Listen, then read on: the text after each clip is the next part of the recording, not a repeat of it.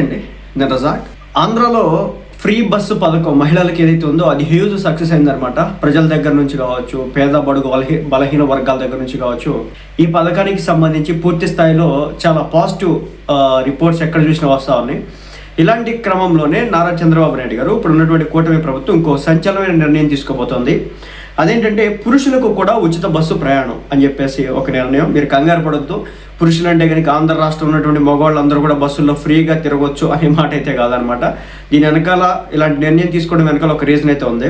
ఏమంటే బేసిక్గా బస్సుల్లో మహిళలు కావచ్చు, మహిళా వికలాంగులు కావచ్చు, ఎవరైనా సరే ఫ్రీగా బస్సు ప్రయాణం చేయొచ్చు. ఆధార్ కార్డు ఉంటే కనుక ఆంధ్ర రాష్ట్రానికి సంబంధించినటువంటి పౌరులు అయితే ఏ బస్సుల్లోనైనా సరే సూపర్ లగ్జరీ తప్పించి. అయితే ఇప్పుడు పురుషుల విషయానికి వస్తే కనుక పురుషుల్లో మన ఎవరైతే వికలాంగులు ఉంటారో, అంటే అవయవాలకు సంబంధించినటువంటి డిఫికల్టీస్తో ఎవరైతే బాధపడుతూ ఉంటారో వాళ్ళందరికీ కూడా ఇప్పటి నుంచి బస్సులో జర్నీ చేస్తే కనుక వాళ్ళందరికీ కూడా ఫ్రీ బస్ అనమాట. టికెట్ ఎలాంటిది ఛార్జ్ చేసే అవకాశం లేదని చెప్పేసి చెప్పడం జరుగుతుంది. సో దీని విషయంలోకి వెళ్తే కనుక ప్రస్తుతం తెలుగు రాష్ట్రాల్లో వచ్చేసి దివ్యాంగులకు రాయితీలపై బస్సు సౌకర్యం అయితే అందుబాటులో ఉంది. అంటే వీరికి టికెట్లపై రాయితీ అయితే ఉంటుందన్నమాట. సగం ఛార్జీ చెల్లించి ఆర్టీసీ బస్సులో ప్రయాణం అయితే వీళ్ళు చేయొచ్చు. అంతేగాని ఫుల్ టికెట్ వీళ్ళు కొట్టించుకోవాల్సిన పని లేదు. అలా అని చెప్పేసి టికెట్ తీసుకోకుండా ప్రయాణం చేయకూడదు. టికెట్ తీసుకోవాలి, అది కూడా హాఫ్ టికెట్ అనమాట. సో వీళ్ళ కోసం ప్రత్యేక బస్సులో సీట్లు కూడా అందుబాటులో ఉంటాయి. అయితే త్వరలో వీరికి కూడా ఆర్టీసీ బస్సులో ఉచిత ప్రయాణ సౌకర్యాన్ని కల్పించే విధంగా ఏపీ, తెలంగాణ ప్రభుత్వాలు సిద్ధమవుతున్నాయి. దీనివల్ల దివ్యాంగులైనటువంటి పురుషులు కూడా ఉచితంగా ప్రయాణించవచ్చు.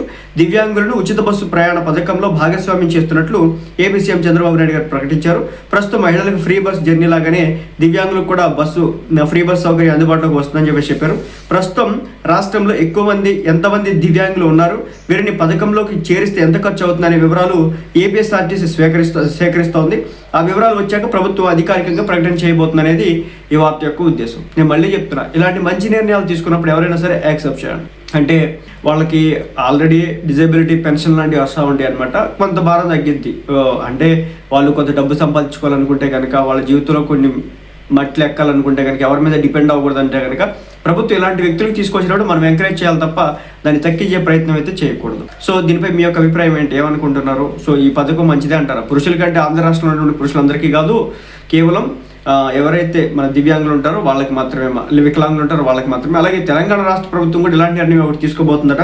త్వరలో అడ్లూరి లక్ష్మణ్ ఎవరైతే ఉన్నారో ఆయన వచ్చేసి వాళ్ళు కూడా తీసుకోబోతున్నట్లయితే తెలుస్తోంది. సో వాళ్ళు కూడా తీసుకోవాలని చెప్పేసి నేనైతే కోరుకుంటున్నాను. ఎక్కడైతే దేశం మొత్తం కూడా వికలాంగులు ఎవరైతే ఉంటారో వీళ్ళందరికీ కూడా ఫ్రీ బస్సు సౌకర్యం మనం కల్పించాలి, అంతే కదా. కాబట్టి ఇలాంటి దాన్ని మనం యాక్సెప్ట్ చేద్దాం. చాలా మంచి నిర్ణయం.